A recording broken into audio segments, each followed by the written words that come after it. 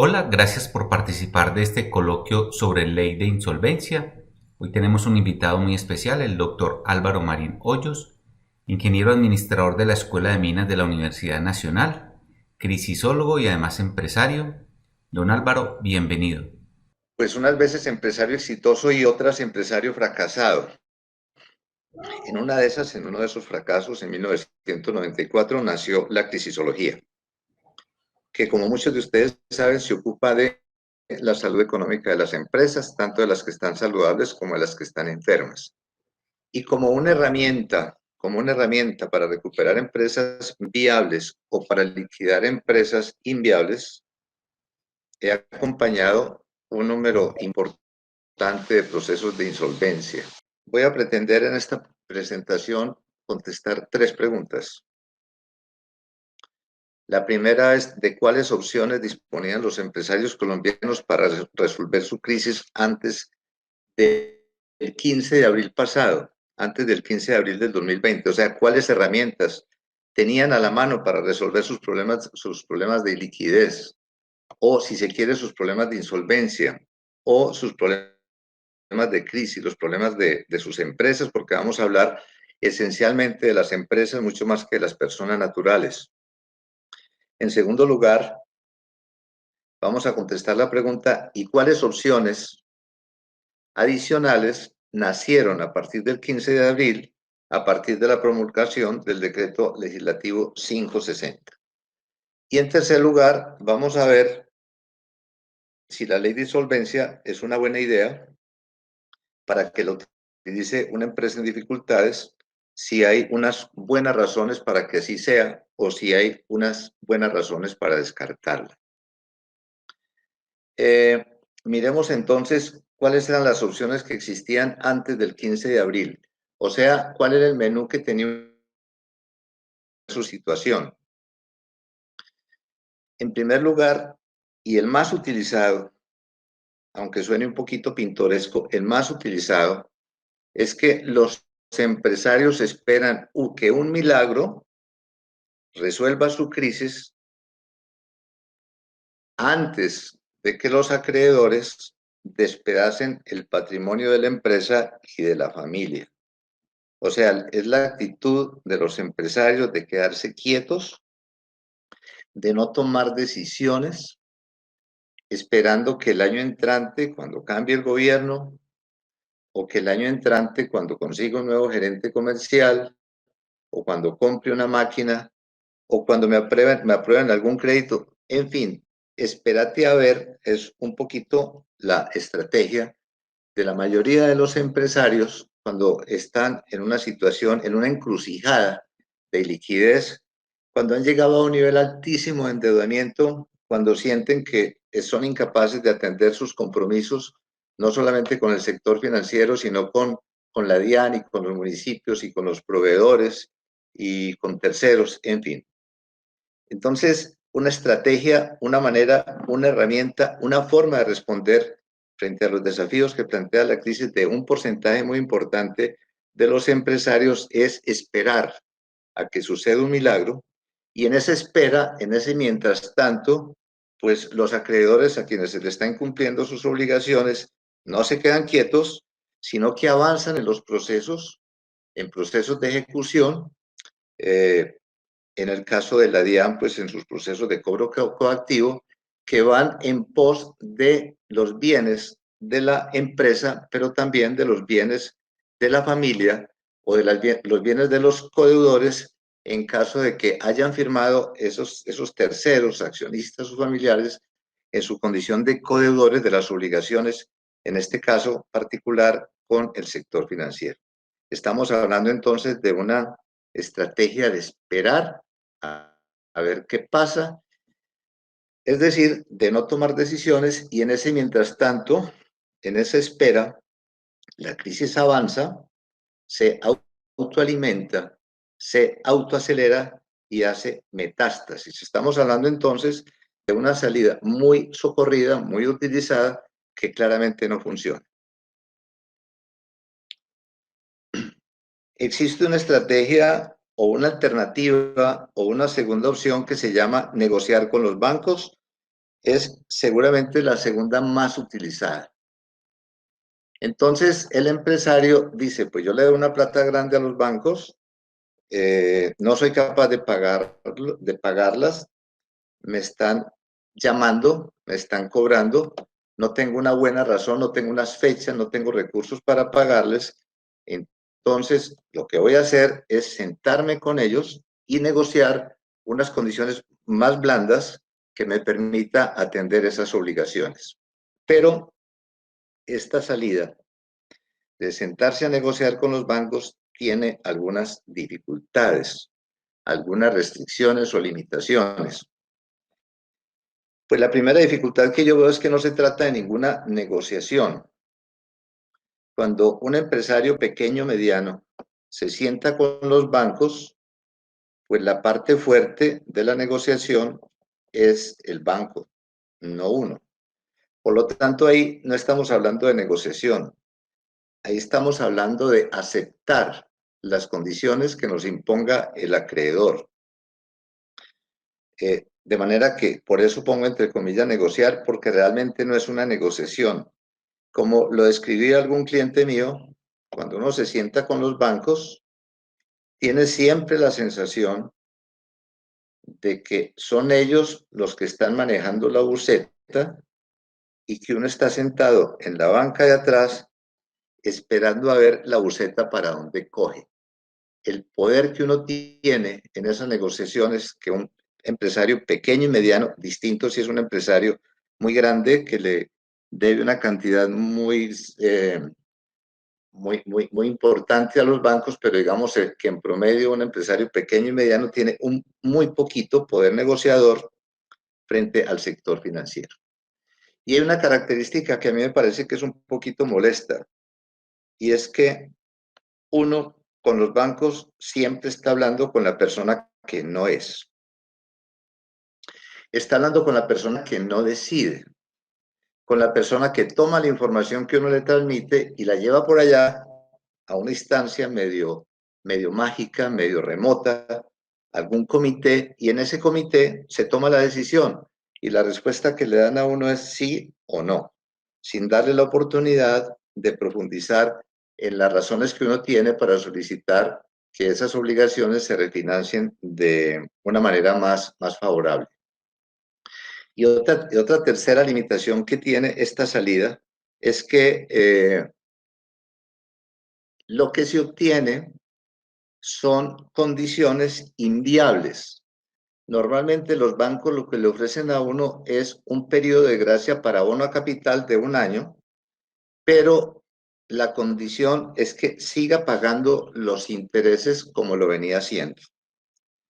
Y que uno tenga un periodo de gracia de 1 año para pagar el capital, pero que tenga que seguir pagando los intereses, casi en todos los casos es una salida que no se puede cumplir y que empezará la empresa a tener dificultades cuando termine el año y tenga que empezar a hacer abonos a capital. Pero hay una consecuencia que es también un poquito complicada, y es que como uno ya le dijo al banco que estaba ilíquido, que estaba en problemas, lo que está haciendo es reconociendo que es un empresario de alto riesgo. Y ustedes saben perfectamente, y se está comprobando en esta situación, en los tiempos que estamos pasando, que los bancos tienen una alergia muy profunda al riesgo. De manera que cuando uno, por su propia confesión, por la propia situación económica por la que está pasando, dice que está ilíquido, pues tiene que pagar el precio de que le aumenten la tasa de interés, pero que también le aprieten las garantías. Entonces le dicen a uno, sí, usted tiene esta tasa en este momento porque fue negociada en unas condiciones donde nosotros pensábamos que su empresa era de un riesgo menor. Ahora que usted mismo nos está diciendo que es una empresa de alto riesgo, esa tasa tiene que subir. Y también como es una empresa de alto riesgo, pues tiene que garantizarnos la obligación. Y aparecen ahí unas figuras terribles como el leasing, que me parece que es de las figuras más perniciosas, pero también más deseadas, también más eh, usadas desde hace algún tiempo por el sector financiero. ¿Por qué a los bancos les gusta tanto el leasing? Por muchas razones, pero principalmente porque esos contratos son de tracto sucesivo y están, pudiéramos decir, al margen de otra salida que ahora vemos de los empresarios y es acogerse a un proceso de ley 1116. Las obligaciones de leasing que van a un proceso de ley 1116 son solamente aquellos cánones que están impagados a la fecha de iniciación del proceso. Pero los que nacen después, al mes siguiente y los meses subsiguientes, hay que seguirlos pagando en la forma como está negociado en el contrato inicial. Y ese leasing a veces se constituye sobre bienes de la sociedad, pero si no lo tienen, se constituye sobre bienes de los familiares. Acabo de mirar hace un par de días una situación muy complicada de una empresa de Pereira, quien por este camino está a punto de perder la casa de la familia porque enamorados, como están todos los empresarios de sus empresas, y esperando que un milagro la va a recuperar, comprometen el patrimonio de la familia como garantía de las obligaciones y en este caso particular bajo la figura de leasing. Yo puedo afirmar de una manera atrevida pero con conocimiento de causa que los bienes que uno entrega en leasing para conseguir recursos, para capital de trabajo, para lo que sea, son bienes que no se recuperarán jamás.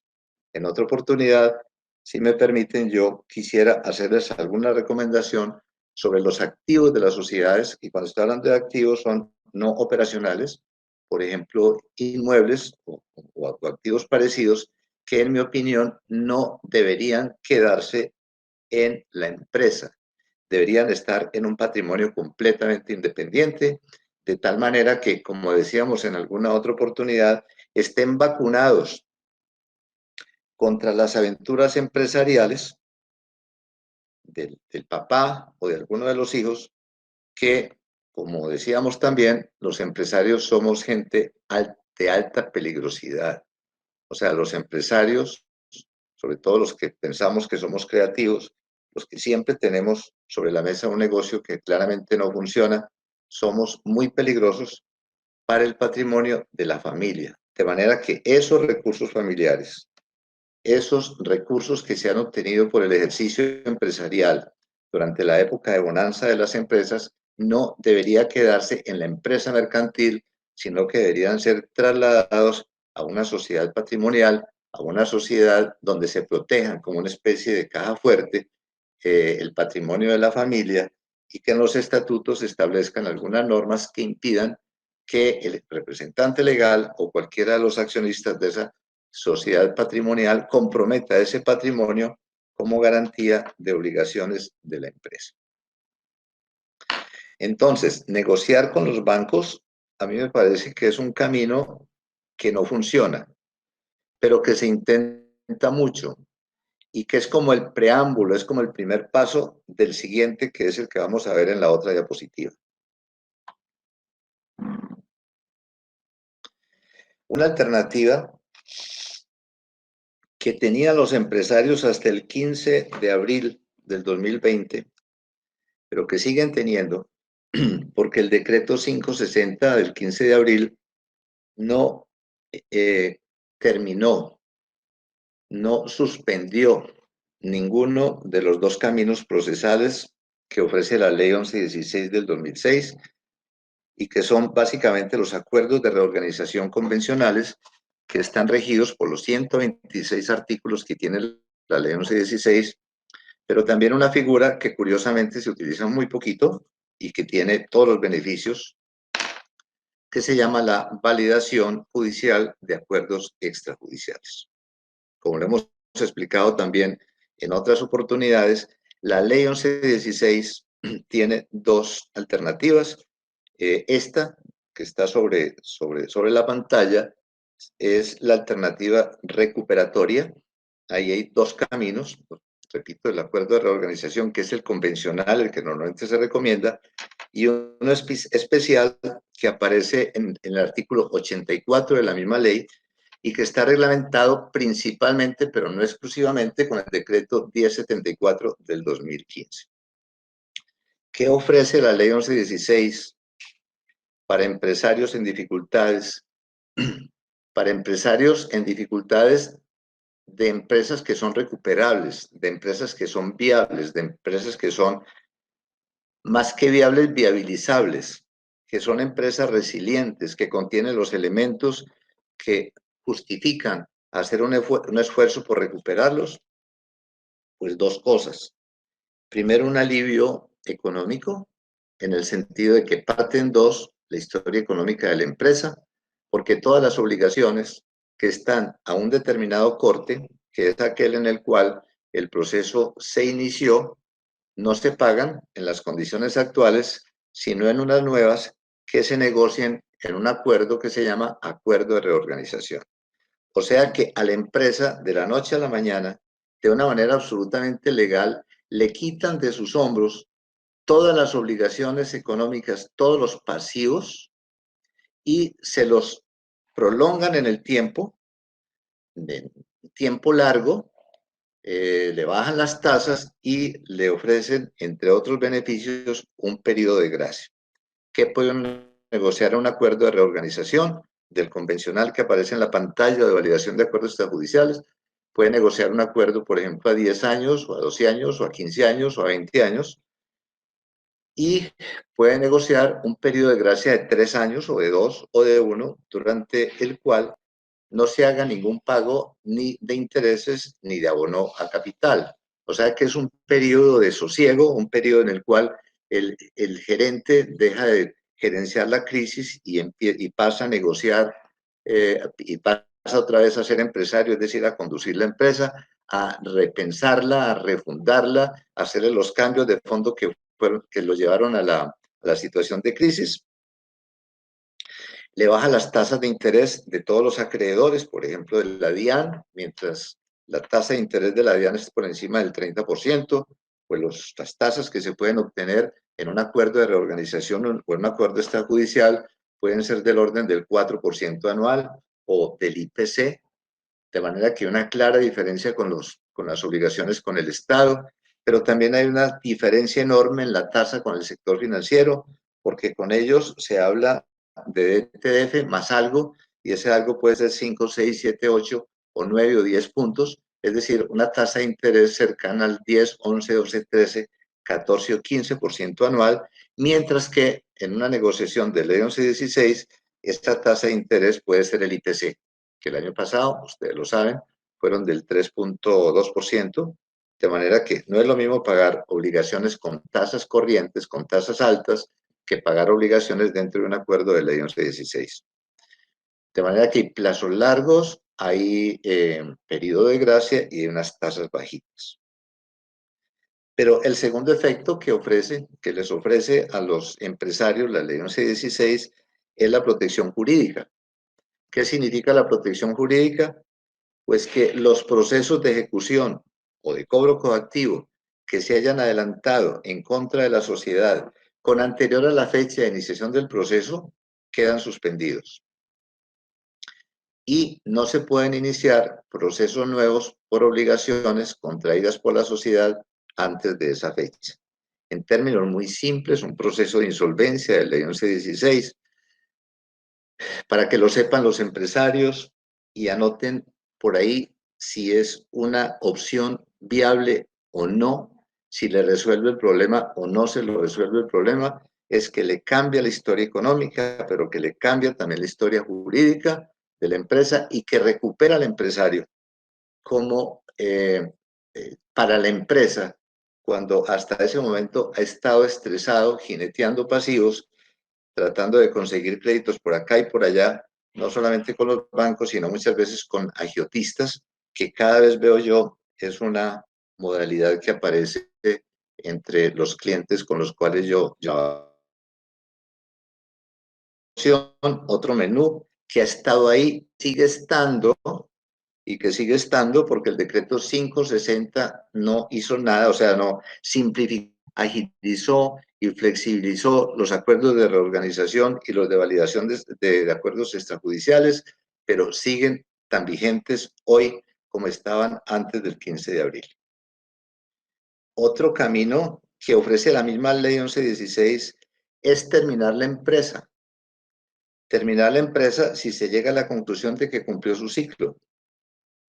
Si se llega a la conclusión de que ya es inviabilizable, de que es irrecuperable, de que es una empresa resiliente y que no se puede dejar viva porque lo que está haciendo es deteriorando, destruyendo no solamente el patrimonio de la empresa, sino los patrimonios vecinos.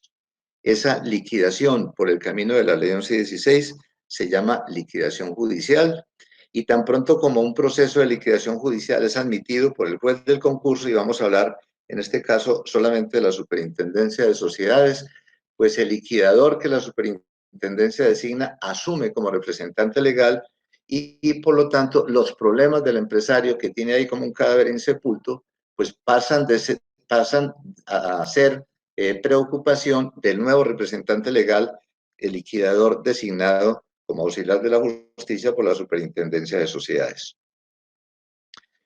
Otro camino que está a la mano, que ha estado a la mano, que sigue estándolo, es la terminación de la empresa utilizando no ya la ley 1116, no ya la Superintendencia de Sociedades, sino el Código de Comercio y la ley 1429 del 2010. Esa terminación, ese camino procesal, se llama liquidación voluntaria y en esencia, en términos económicos, en resultados, no es tan distinta a la liquidación judicial, pero la gran diferencia es que la hace el empresario sin tener que contar con nadie más. ¿Cuándo utilizar la liquidación judicial y cuándo utilizar la liquidación voluntaria? En mi opinión, la liquidación judicial debe adelantarse cuando los activos son menores o parecidos a los pasivos, y la liquidación voluntaria debe utilizarle cuando hay una clara diferencia a favor de los activos. O sea, cuando los activos son sensiblemente más grandes que los pasivos, es decir, cuando la empresa es fuerte patrimonialmente. Bueno, estas son las herramientas que tenía cualquier empresario en dificultades hasta el 15 de abril. ¿Y qué pasó a partir del 15 de abril? ¿Qué pasó con el advenimiento del decreto 560 del 2020? Pues aparecieron tres elementos nuevos. Uno se llama la negociación de emergencia de acuerdos de reorganización. He hecho un dibujo de las etapas que contiene esta negociación de emergencia. Entonces, lo primero que hay que hacer es definir una fecha de corte de la información. Por decir algo, abril 30 o mayo o cuando sea. Entonces, con esa información se pasa al siguiente punto, que es darle un aviso al juez del concurso. Y cuando estamos hablando del juez del concurso, en este caso particular de las empresas, estamos hablando de la Superintendencia de Sociedades. Entonces se le da aviso a la Superintendencia de Sociedades de que se va a iniciar una negociación de emergencia. Y a ese aviso que se le da a la Superintendencia de Sociedades se le agregan los documentos de la ley 1116 para acuerdos de reorganización. Entonces, ustedes leen la ley 1116, ahí en los primeros artículos, básicamente en el artículo 12, hay una lista de documentos que tienen que ser anexados, que tienen que ser agregados para que proceda un proceso de acuerdos de reorganización y que sirven también para adelantar una negociación de emergencia. Enseguida, el juez examina si la información está completa. Y ahí hay un cambio respecto a la legislación anterior. Mientras en un acuerdo de reorganización, en un acuerdo extrajudicial, el juez era muy celoso examinando la información que se ponía a consideración, lo que está diciendo el decreto 560 y buscando la agilidad del proceso, es que lo único que tiene que hacer la Superintendencia de Sociedades es ver lo que llama, en una palabra bastante fea, la completitud de la información. Es decir, si se están incluyendo todos los datos, todos los informes, toda la información que requiere un proceso de insolvencia. Si el juez en esa lista de chequeo encuentra que la información está completa, pues ya, admite el proceso. Y si encuentra que la información no está completa, entonces requiere al deudor y le da un plazo para que subsane o para que complete o para que responda algunas inquietudes que tiene el juez. Entonces, si la información está completa, el juez admite, el proceso se inició. ¿Qué plazo tiene que haber entre el corte de la información y el aviso al juez del concurso? Yo no la veo. ¿Qué plazo tiene el juez para requerir al deudor? Es un plazo muy breve, porque estamos hablando que una de las directrices del decreto 560 es la celeridad, porque si estamos en una situación de crisis mundial, lo que se está buscando es que estos procesos avancen a la mayor velocidad posible. Ahora, si el deudor no subsana el requerimiento, esa negociación de emergencia se da por fracasada. Y si subsana en el plazo que le otorgue el juez, se inicia el proceso. Y las consecuencias que se desprenden de la iniciación del proceso es que se suspenden los procesos ordinarios de ejecución, de restitución y de cobro coactivo. Y aplican las restricciones previstas en el artículo 16 de la ley 1116. O sea, acá esta negociación de emergencia como que se junta al camino de un acuerdo de reorganización. Y enseguida, hay máximo 3 meses para presentar ante el juez del concurso el acuerdo firmado. 3 meses. No hay antecedentes en los procesos de insolvencia en Colombia de un plazo tan breve para culminar un proceso. Pero no estamos hablando de que son 3 meses perentorios, estamos hablando de que es máximo 3 meses. De manera que uno puede tener la iniciación del proceso hoy y tener listos los papeles y radicarlo mañana. Dentro de esos 3 meses, presenta ante el juez del concurso el acuerdo soportado con los votos que ordena la ley 1116, particularmente en su artículo 31 y siguientes. Noten que hasta acá no hay intervención, o sea, que en la negociación no hay ninguna intervención de nadie. Se negocia entre el deudor y los acreedores, muy al estilo de los acuerdos extrajudiciales de reorganización. A mí me parece que esta negociación de emergencia es una forma abreviada de lo que les mencionaba hace un rato del camino procesal establecido en el artículo 84 y en el decreto 1075 de la ley 1116. Es más o menos la misma idea, con algunas simplificaciones, todas conducentes a que el proceso sea más ágil.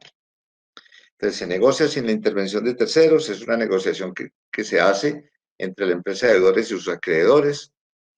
Y si en la mitad del camino, si en estos 30 días y durante la negociación hay acreedores inconformes, pues deberán expresarle esa inconformidad no al juez del concurso, sino al deudor. Y entre el deudor y el acreedor deberán ser capaces de resolver estas inconformidades. Si el deudor no presenta ante la Superintendencia de Sociedades el acuerdo soportado por los votos que exige la ley 1116, fracasa la negociación. Entonces, si ya se radicó toda esa información, llegamos a la última etapa, y es que la Superintendencia de Sociedades convoca a una audiencia de validación de ese acuerdo privado suscrito entre el deudor y los acreedores. La primera etapa de esta audiencia está dedicada a resolver las inconformidades que no fueron resueltas entre el deudor y los acreedores, y que en segundo lugar el juez debe validar el acuerdo si es que lo encuentra ajustado a las normas legales, es decir, si pasa el control de legalidad, si no tiene cláusulas ilegales o abusivas, y si esa validación sucede, pues nacen las consecuencias de la ley 1116, particularmente las que tienen que ver con su artículo 20. Y si no se valida, si el juez considera que no se debe validar, la negociación fracasa. Pero el deudor puede adelantar un proceso de reorganización como los que relacionábamos al principio, que existían desde antes del 15 de abril de 2020. Y se le establece una limitación, y es que no puede intentar otra negociación de emergencia en los próximos 12 meses. De manera simple, de manera gráfica, este es el mapa de una negociación de emergencia. Una de las figuras que nació de la ley, del decreto legislativo 1560 del 2020. Procedimiento de recuperación empresarial. Este es un procedimiento nuevo, es un procedimiento distinto que tiene algunas características muy interesantes. Aplica para los deudores que pueden, o sea, los que tendrían también el camino de emergencia, pero también recibe a los que no aplican, siempre y cuando no tengan un proceso especial para resolver sus temas de insolvencia. Este procedimiento, tramitado ante las cámaras de comercio, es complementario y tiene una característica muy distinta, y es que es remunerado. O sea, hay que pagarle al mediador, que es la Cámara de Comercio, una suma, unas tarifas que todavía no han sido determinadas porque seguimos esperando un decreto reglamentario de este procedimiento de recuperación de empresas. Claramente no se puede tramitar simultáneamente con el de emergencia, y se parece a este en que dura también máximo 3 meses. Vamos a hacer entonces un dibujito para describir un mapa, para describir este procedimiento de recuperación. Igual hay que decidir un corte de la información, y después hay que ir a la Cámara de Comercio y presentar la documentación exigida. En mi opinión, no lo dice expresamente el decreto, pero debe ser la documentación exigida para la validación de un acuerdo de reorganización. Ese mediador designado por la Cámara de Comercio está facultado por el decreto 560 para examinar la información presentada y para examinar también el borrador del acuerdo. O sea, hace como una especie de control previo de legalidad. Cuando el mediador ha resuelto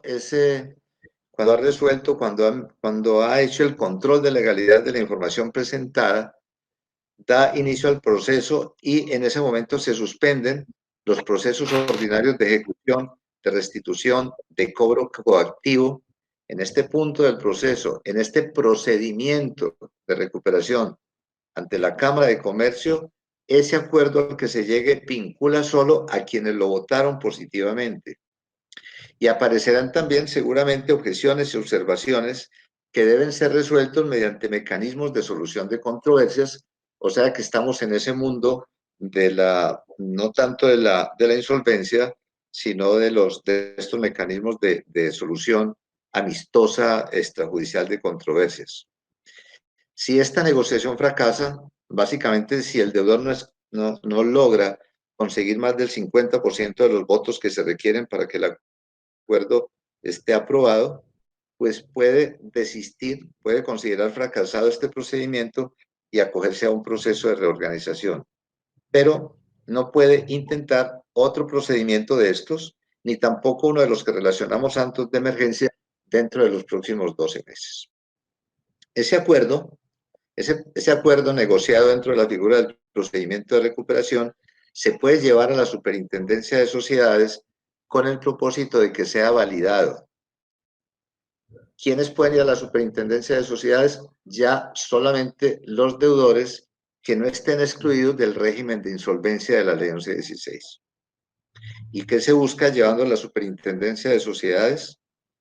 ¿Qué se busca solicitándole la validación? Pues que mediante esa validación ya no vincule solamente a quienes lo votaron, sino que cobije a la totalidad de acreedores del deudor.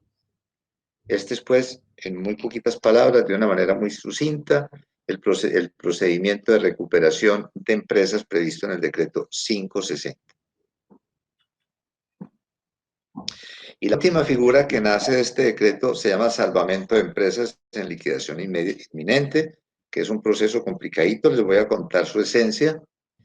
Este decreto, el decreto prevé una figura de salvamento para empresas en liquidación inminente por cuenta de uno o varios acreedores, o sea, uno o varios acreedores que crean en el negocio, que crean en la empresa, pueden salir a su salvamento. Como les decía, en esta presentación no vamos a describir la figura en detalle porque consideraba que ese no era el propósito y que tampoco había mucho tiempo. Entonces, lo que dice el artículo 6 es que cualquier acreedor podrá evitar la liquidación judicial de un deudor manifestando su interés en aportar nuevo capital siempre y cuando se evidencie con la información que reposa en el expediente que el patrimonio es negativo. De manera que primera condición para que una empresa en un estado inminente de liquidación pueda ser salvada por esta figura del decreto 560 es que su patrimonio sea negativo. Y eso tiene todo el sentido, porque el dueño de la empresa, los accionistas de la empresa, los dueños de la empresa, por este procedimiento perderán su propiedad, pero perderán una propiedad que no tenían, porque si el patrimonio es negativo, significa que los pasivos son más grandes que los activos, que el nivel de endeudamiento es por encima del 100%, y por lo tanto los verdaderos dueños de esta empresa son los acreedores, no los accionistas. Y la oferta que haga uno o varios acreedores debe incluir como mínimo la totalidad de los créditos de primera clase, es decir, los laborales, fiscales y parafiscales, las indemnizaciones laborales por terminación anticipada de los contratos y justa causa, la normalización de los pasivos pensionales, los gastos de administración de la reorganización, los créditos a favor de las acreencias de los acreedores garantizados y los demás créditos con vocación de pago de conformidad con el inventario de activos. Dicho de otra manera, la propuesta debe ser capaz de pagar la totalidad de las obligaciones no solamente que quedaron en la liquidación, sino los gastos de administración. Significa que esta empresa quedaría con 0 pasivos en virtud del salvamento. El tiempo para formalizar esta oferta no es muy largo.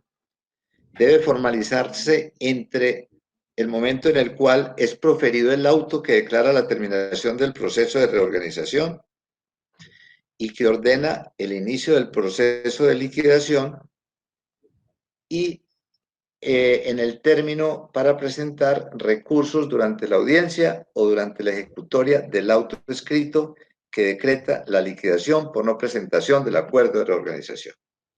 O sea, si hay un acuerdo de reorganización fallido, o sea, si se llegó a la liquidación judicial porque el acuerdo de reorganización no se pudo presentar ante el juez o porque presentado ante el juez no pasó el control de legalidad en ese plazo muy breve entre el auto que declara la terminación del proceso de reorganización y que ordene el inicio del proceso de liquidación. En ese plazo muy breve debe el acreedor hacerle la propuesta al juez, y las consecuencias que siguen es que el juez del concurso mantendrá el nombramiento del liquidador, que para este propósito se convierte en el interlocutor de la negociación, pero suspenderá los demás efectos de la liquidación judicial. O sea que la liquidación judicial como que queda en suspenso mientras se define si se concreta la negociación de salvamento. Este mismo decreto prevé unas sanciones muy severas para los proponentes que incumplen. Si no se deposita el valor completo a pagar por parte del oferente u oferentes seleccionados, el juez del concurso impondrá una sanción equivalente al 50% del valor ofertado. Y esta plata irá a la liquidación, al proceso de liquidación, que como falló el salvamento, pues deberá continuar. En este caso, al igual que en el evento en el que no se confirme la operación, se continuará con el proceso de liquidación judicial.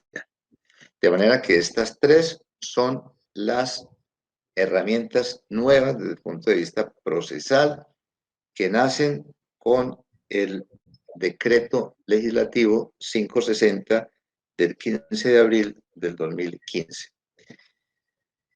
Y con esto termino lo que quería contarles sobre las herramientas con las que cuentan los deudores para salvar sus empresas antes del 15 de abril y después de.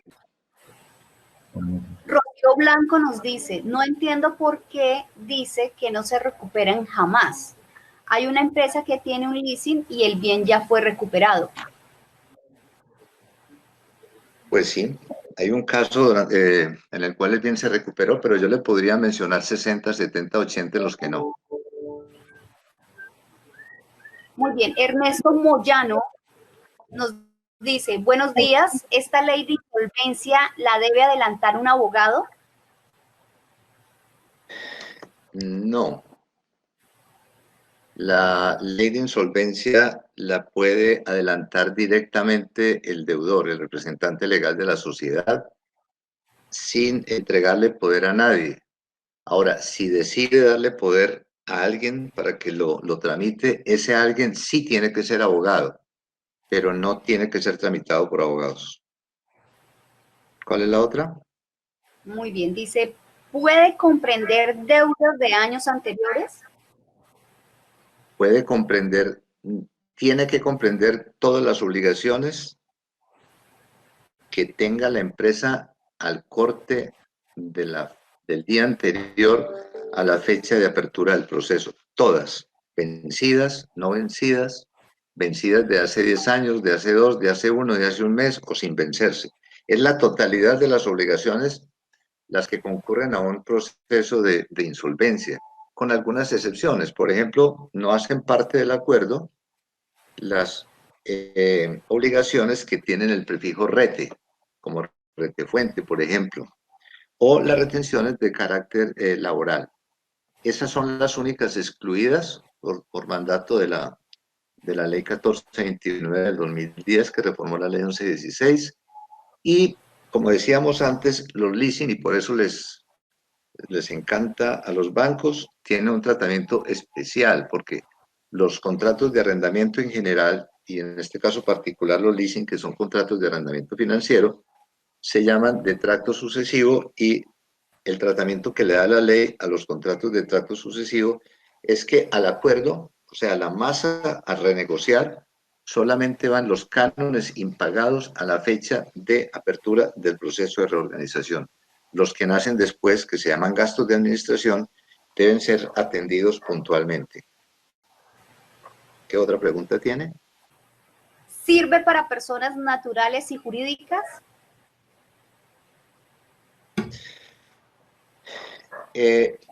Sirve para personas jurídicas o, segundo, para personas naturales comerciantes, y en tercer lugar, para personas naturales no comerciantes, pero controlantes de sociedades mercantiles que adelanten un proceso de ley 1116. Esas tres personas tienen acceso a procesos de ley 1116. Juan Pablo Díaz pregunta, ¿hasta cuándo aplica era el decreto 560? Hasta el 14 de abril del 2022. Rosa 2 Muñoz, años. Rosa Muñoz nos pregunta, ¿esta ley aplica para deudas con apartamentos?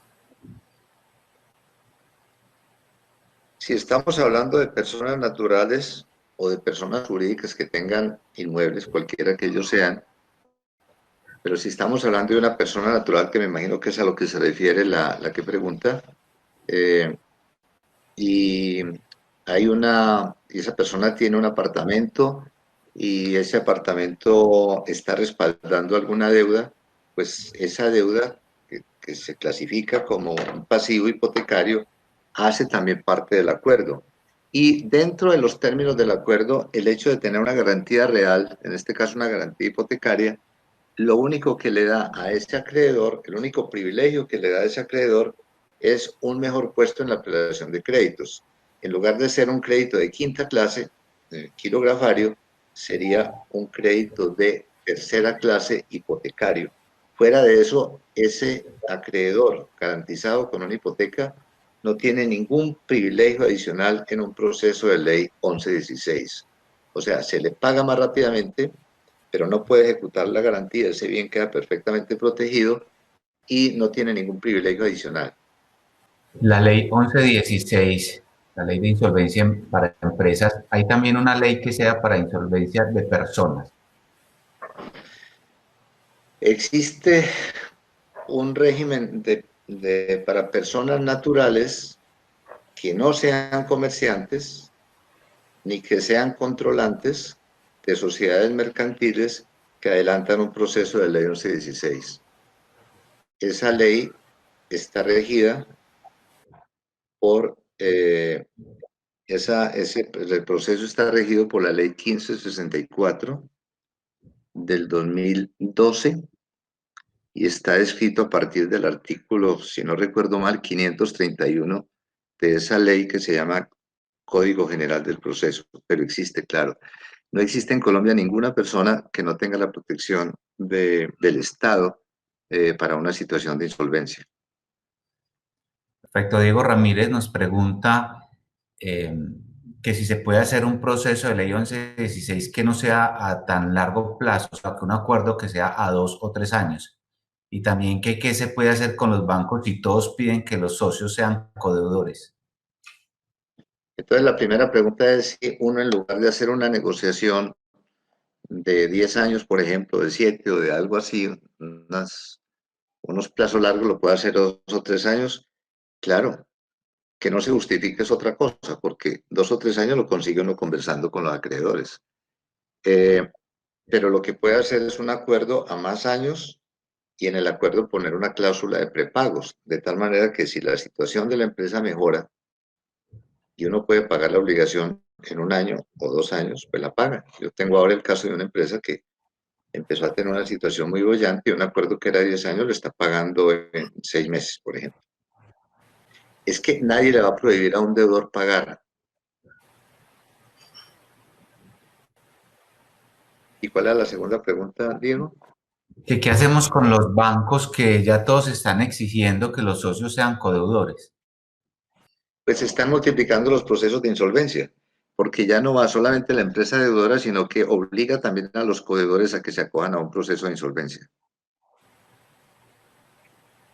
Entonces ya el problema no se resuelve sometiendo o acogiendo o haciendo un proceso de insolvencia para la persona jurídica deudora, sino que también hay que proteger al codeudor mediante un proceso de insolvencia o de ley 1116 si es una persona natural controlante de esa sociedad en ley 1116 o a través de un proceso de insolvencia para personas naturales eh, previsto en la ley 1564 del 2012. Y es que también se refería que en este momento no dan créditos no firman si no se respaldan los créditos con, con patrimonio de los socios.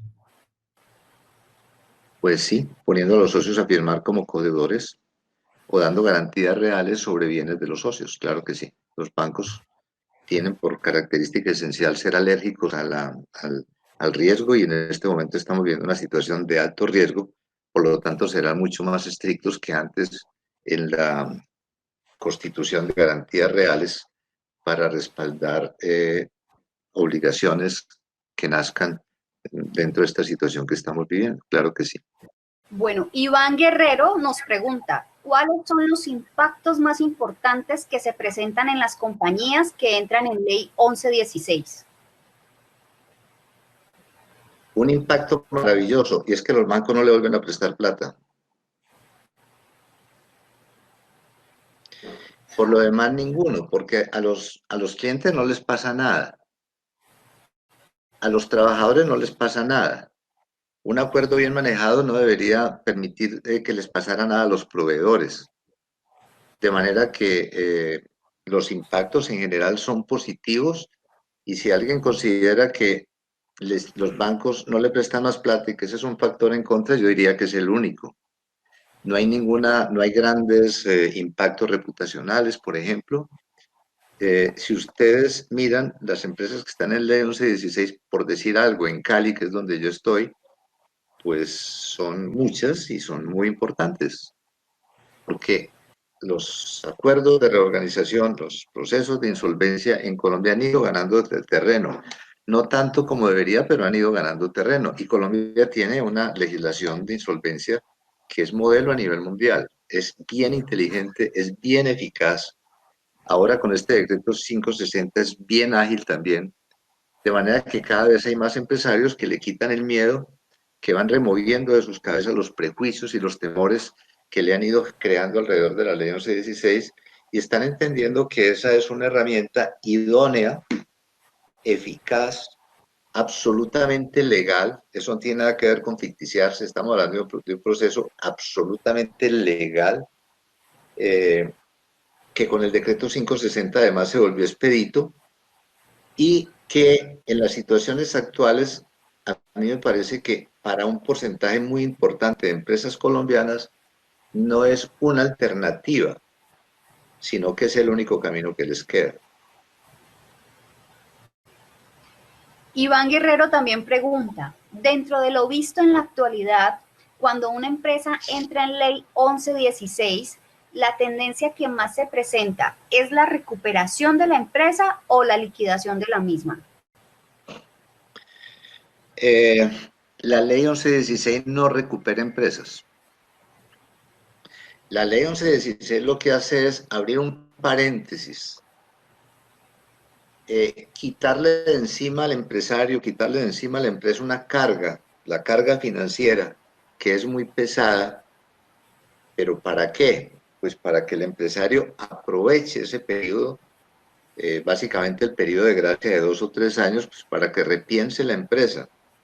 Porque si no se cumple esta segunda condición, es decir, si el empresario no reinventa, si no refunda la empresa, si sigue cometiendo los mismos errores que lo llevaron a la insolvencia, pues la ley 1116 no le va a garantizar una perdurabilidad significativa en el tiempo. Por eso decimos que la ley 1116 debería tener previsto que se cambiara al gerente, porque los gerentes, como decíamos en otra oportunidad, no cambiamos, porque los gerentes somos presas de los hábitos. A partir del momento en que una empresa entra a ley 1116, debe empezar a estresar su flujo de caja de tal manera que se destine un porcentaje importante o suficiente para guardarlo, para acumularlo como una reserva, de tal manera que cuando se llegue la hora de pagar el acuerdo, lo único que queda faltando es hacer la transferencia. Las empresas se recuperan si cumplen esos requisitos. La ley 1116 no la recupera, pero sí crea el entorno, abre el paréntesis suficiente para que un buen gerente tome las decisiones que se requieren para cambiarle el rumbo a la empresa. Ya no estamos hablando de decisiones cosméticas, no estamos hablando de decisiones pequeñas, sino de grandes decisiones que afecten o que cambien a fondo el modelo de negocio. Esas empresas tienen futuro. ¿Qué porcentaje? Yo calculo que las empresas que ingresan a la ley 1116 fracasan un 40% y se recuperan un 70%. Bueno, tenemos esta pregunta. ¿Cómo se puede definir el momento preciso para tomar la decisión de acogerse a la ley 1116 en una empresa? ¿Cuáles son los aspectos más importantes que debo tener en cuenta para esa decisión?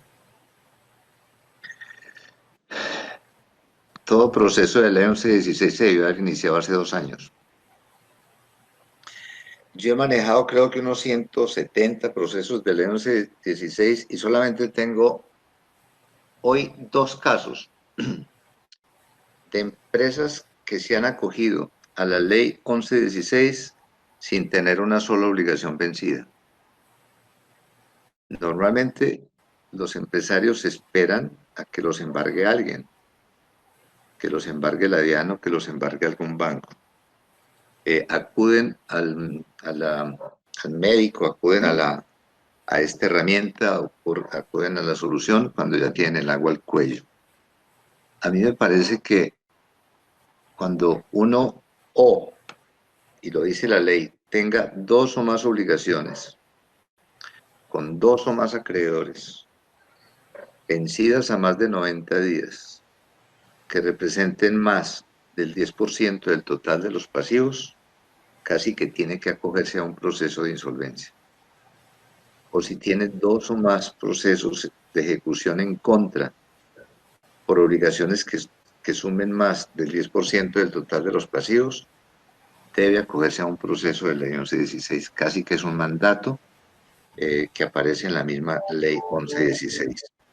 Pero en segundo lugar, si por razones de cambios en el entorno o errores que se cometen al interior del manejo de la empresa, el representante legal considera razonablemente que va a incumplir sus compromisos mercantiles en los próximos 12 meses, también deberá acogerse a un proceso de insolvencia.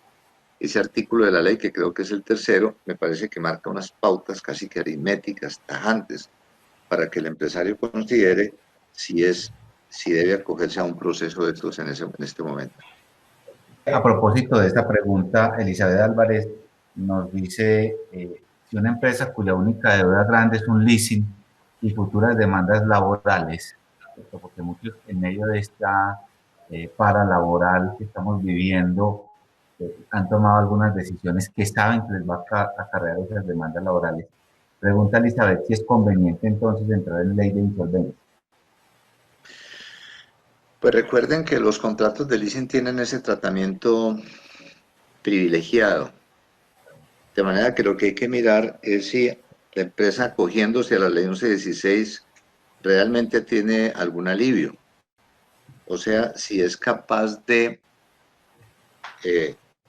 estando dentro de la ley 1116, de atender los cánones nuevos que nacerán de ese contrato de leasing. Es que hay empresas cuyo porcentaje más alto de endeudamiento, y a veces todo el endeudamiento, proviene de leasing, porque es una tendencia del sector financiero. O sea, no hay nada más atractivo para un banco que prestar plata con leasing. Nada más atractivo. Porque con eso lo que está haciendo es prácticamente dejando esa obligación al margen de la ley 1116. O sea, quedan como vacunados contra el proceso de insolvencia. Y eso es muy atractivo para ellos. De manera que habría que ver el caso particular. Habría que hacer el primer paso de cualquier proceso de insolvencia, que es examinar el poder negociador. Andrés Mauricio Muñoz hace una pregunta que es bien interesante, porque ahí está uno de los temores que tienen los empresarios para ingresar a la ley de insolvencia, y es cómo se ven las empresas ante la ley y ante la sociedad cuando están en ley de insolvencia, bancos, proveedores, para adquirir nuevos compromisos después de que ha iniciado el proceso. Pues yo creo que la crisis no es una enfermedad vergonzante. ni la gripis, ni la gripa, ni la apendicitis. A mí me parece que las empresas se enferman y buscan medicamentos o buscan cirugías de corazón abierto. Estamos hablando ahí de la ley 1116. Y en el caso de las personas estamos hablando de ir donde un cirujano. Hay una pregunta que me parece que es pertinente, y es que cuando un empresario tiene temor de ingresar a un proceso de insolvencia, pues es bueno preguntarle, ¿y cuál es la otra solución? ¿Cuál es la otra alternativa? Porque si tiene otra alternativa que tenga más ventajas que la ley 1116, ¿para qué se va a meter a un proceso de insolvencia? Igual, si uno puede resolver un problema de salud con una aspirina, ¿para qué se va a meter a un quirófano? Tiene que haber una proporción entre la solución, entre el problema y la solución, entre la magnitud del problema y la magnitud de la solución.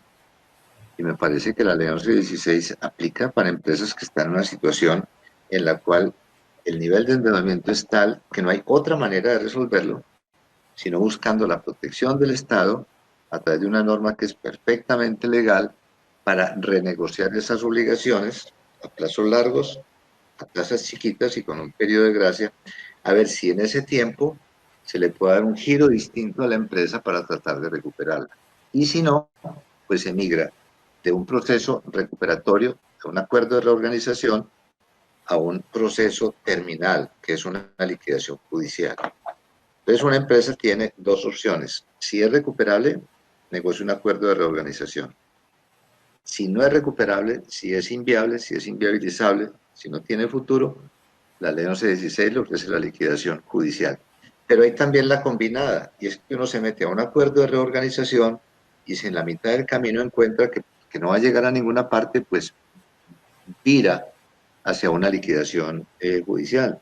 Y es perfectamente legal y perfectamente válido. Y normalmente con los proveedores, y eso es bueno aclararlo, no hay temor porque cuando uno hace negocios con una empresa que está acogida a esta ley, pues sabe que esa empresa le va a cumplir. Esa es una de las obligaciones que Pues le- yo menciono un caso de la vida real. Una empresa debe 9.000 millones de pesos para hablar de un caso real. Tiene pasivos por 9.000 millones de pesos. Le debe a los bancos, no sé, 2.000 millones de pesos. Le debe a la DIAN 2.000 millones de pesos. Hoy y mañana amanece en ley 1116. Significa que ya a esa empresa no se le está causando unos intereses como los de la DIAN o unos intereses como los bancos, sino unos intereses, por decir algo, del 4% anual. La pregunta es, ¿cuál de esa empresa en la foto 1 o en la foto 2 ganó o perdió poder para atender sus obligaciones? O sea, es mejor, es más confiable en la foto número 2 o en la foto número 1. O sea, es más confiable una empresa muy endeudada o una empresa muy endeudada pero con pasivos reestructurados. Una empresa muy endeudada de pasivos de obligaciones vencidas o de exigibilidad inmediata, o una empresa con las mismas obligaciones pero refinanciadas a largo plazo a tasas chiquitas y con un periodo de gracia. O sea, ¿cuál de las dos empresas es más confiable? A mí me parece que la respuesta es obvia. claro. Si le fían hoy que está tan enredada, ¿por qué no le van a fiar mañana que está protegida por el Estado? Pero claro, hay prejuicios sobre la ley 1116. Yo creo que prejuicios que nacen básicamente del desconocimiento. Nos pregunta Gustavo Trujillo, ¿hay promotor en este procedimiento concursal? En el de emergencia no. En el de la Cámara de Comercio no hay promotor, pero hay un mediador que es equivalente al promotor y que cobra. No hay promotor ni en el de emergencia ni en el otro que les mencionaba al principio, en los acuerdos extrajudiciales. Sí puede haberlo en los acuerdos de reorganización comunes y corrientes. Está previsto que haya promotor, pero está previsto también que se nombre como promotor al representante legal de la deudora. De manera que, en mi opinión, el promotor es una figura que está paulatinamente desapareciendo. se le está entregando al representante legal la responsabilidad de sacar adelante no solamente el proceso, sino la empresa. Pero en estos dos procedimientos nuevos, en uno hay mediador, que es equivalente a promotor, en términos de honorarios por lo menos, y en el otro, en el de emergencia, no aparece la figura del promotor. Precisamente Ángela Inés Moreno pregunta, me preocupa mucho lo del promotor, pues ya tuve una experiencia con la ley 550 y el promotor nos cobró demasiado. ¿Aquí ocurriría lo mismo? No, lo que le dije, habría promotor solamente, había la posibilidad de un promotor, solamente en un acuerdo de reorganización convencional, que cada vez lo nombran menos porque nombran más al representante legal. Pero, y en el acuerdo, en esta de emergencia, que no sería promotor, sino mediador, pero en términos de honorario sería una situación parecida. Por eso yo digo, la estrella de la insolvencia en Colombia en este momento, el camino absolutamente recomendable por el lado que se le mire, se llaman los acuerdos de emergencia previstos en el decreto 560. Me parece que ese decreto pone a Colombia a la vanguardia mundial en procesos de insolvencia. Me parece que ahí se compendia lo mejor que hay en todas las legislaciones del mundo. A mí me parece que el brinco que dio en términos de agilidad, en términos de flexibilidad, en términos de eficacia, el decreto 560 es gigantesco. O sea, yo creo que a los empresarios se les acabaron las razones para, no, para dejar por fuera en el menú de posibilidades para recuperarse la ley 1116. Yo creo que se les acabó esas restricciones. Por acá tenemos la pregunta de Juan Sebastián Gómez. Dado el caso que existan solo inventarios con alto grado de obsolescencia, que medianamente alcanzan a cubrir el 40% de los acreedores, bancos DIAN, y que dadas las condiciones actuales por el COVID-19 no es realizable, y los acreedores que no aceptan nada diferente a dinero, ¿qué se puede hacer? ¿Qué opciones existen? La solución se llama liquidación judicial. Margarita Benítez nos pregunta, cuando se entra en el proceso de recuperación, ¿esto es revelado en el certificado de Cámara y Comercio? Sí, aparece en el certificado de Cámara de Comercio porque estos procesos están fundamentados en principios, y uno de los principios es la transparencia, y es un proceso legal, no es un proceso clandestino, no es un proceso de levantamiento de bienes, no es un proceso en el cual el deudor se está insolventando, está adelantando un trámite que es perfectamente legal. De manera que debe aparecer en el certificado de la Cámara de Comercio, lo hace directamente la Superintendencia de Sociedades, pero si leen con detenimiento el artículo 16 de la Ley 1116, se dará cuenta que el hecho de que una empresa esté en la Ley 1116 no debe hacer que la excluyan de licitaciones públicas o privadas, o que haya cualquier acto en contra de la sociedad. O sea, la ley 1116 en el decreto 16 busca proteger a la empresa que está en el proceso para que siga adelantando su recuperación. Bueno, pues muchas gracias. Muchas gracias a todos los que se conectaron, muy queridos, muy pacientes. Hasta nueva oportunidad, entonces, muchas gracias. Don Álvaro, antes de irse, 273 personas se quedaron hasta el final. ¿Será que usted nos puede regalar para esas personas una copia digital de su libro? Pero por supuesto. Bueno, entonces voy a coordinar para que logremos enviárselo a todas las personas. Don Álvaro, muchísimas gracias. Creo que nos tocará hacer un conversatorio nuevamente.